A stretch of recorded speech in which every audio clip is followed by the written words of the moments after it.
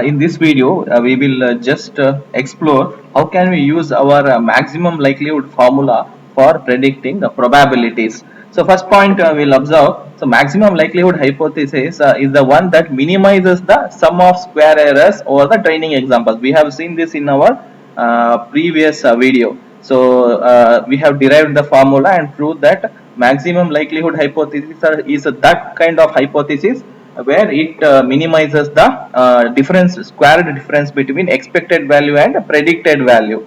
Okay, so this is what the first point is telling. So for the current derivation in this video, we will just make some assumption. So we consider a setting so which we wish to learn a non-deterministic function, so which maps to 0 or 1, that is two discrete values. Okay, so our final target values are 0 and 1. Okay, so if it is 1, the probability is correct. If it's 0, the probability is wrong, the hypothesis is wrong. Okay, so with this, so we want to learn, for example, a neural network whose output is a probability that f of x equal to 1. So we seek to learn the target function. Okay, so f of x which is in the range of 0 to 1 such that, so f dash of x equal to probability of f of x equal to 1. What does this mean? So this means that so we have a neural network. So we just taking an example of neural network, it may be anything. Okay, so any machine learning model. So we are to predict, so x equal to, so which can be 0 or whose output can be 1. It will be mapped to the all the instances, it will be mapped to 0 and 1. So f of x equal to 1 if our hypothesis is correct. Okay, so that's the meaning. So f dash of x means what is the probability of f of x equal to 1, means we have already predicted that f of x equal to 1. So how much correct it is? Okay, what is the probability that the prediction is correct? So that's what we want to find. So we will first consider our maximum likelihood hypothesis. So in order to find the maximum likelihood, means most probable hypothesis for S dash, we must first obtain an expression for P of D given H. We want to find given D. We have proved it is mainly dependent on this term in our formula. So we need to find what is this term. So we will further define our assumption. So our training set will be of the form, so instance and its target value. Okay, so x2 and its target values. So m number of instances and its target values. Final classification 1 or 0. Okay, so di is the observed 0 or 1 value for f of x1. Okay, so you have an instance, d1 will be 0 or 1. Okay, so we will have x2 and d2 here. D2 will be for the instance x2, it will be 0 or 1. So mth instance is considered and its target value may be, final classification may be 0 or 1. Now so treat that x and di are independently, means each of the instances comes randomly. So given that, so we have p of d given h, right? So this d is made up of what? So xi and di, right? So d is a collection of xi and di's instances and its target value, right? So we substitute that one, xi and di, and we independently multiply their probabilities because they are independently drawn. The instances, as they are not interdependent, they are independently drawn. So we multiply all the probabilities. This is whole data set. Data set is made up of different instances and their target values.